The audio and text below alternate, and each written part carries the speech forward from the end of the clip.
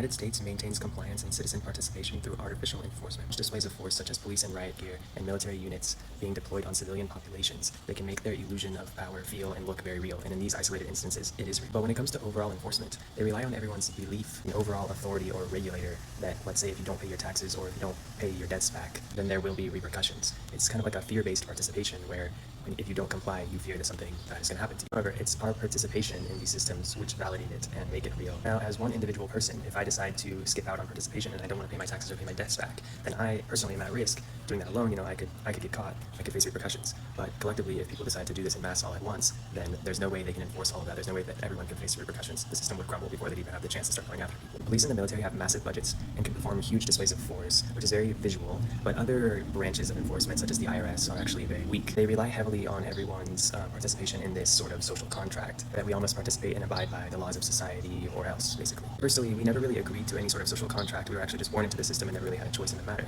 And second, we're not really the ones to break the social contract. It's actually the state who, over and over again, is the first one to break the social contract, and they do it in every way imaginable. If we are supposed to pay our taxes and our debts back, then we expect our basic needs to be covered. We expect healthcare, affordable living, clean water, etc. They are not holding up their end of the social contract, and neither should we. Think about this. They have no problem spending hundreds of millions of dollars to make sure that the police and the military are on site during these protests in LA, but that's our money, and if we don't give it to them, then they can't use it against us. Now again, done individually, this is risky and doesn't necessarily achieve its goal, but done collectively and coordinated, this is how you actually collapse aspects of the system. They can squash large protests with force, but they cannot enforce participation and compliance on a larger scale. They rely on the fear of repercussions, but if none of us comply, what repercussions? Imagine if the amount you paid in taxes every year actually went to your community and bettering your living standards and the standards of your community.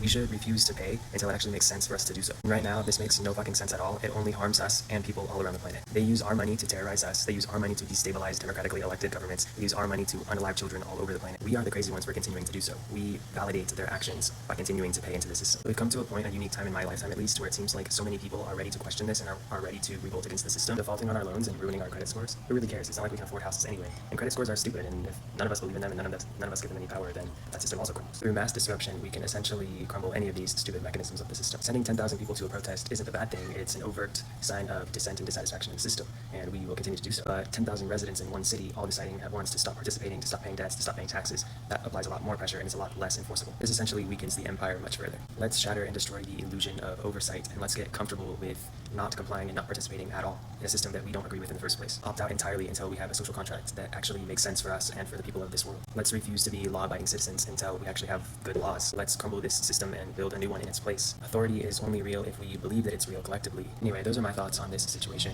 What do you guys think?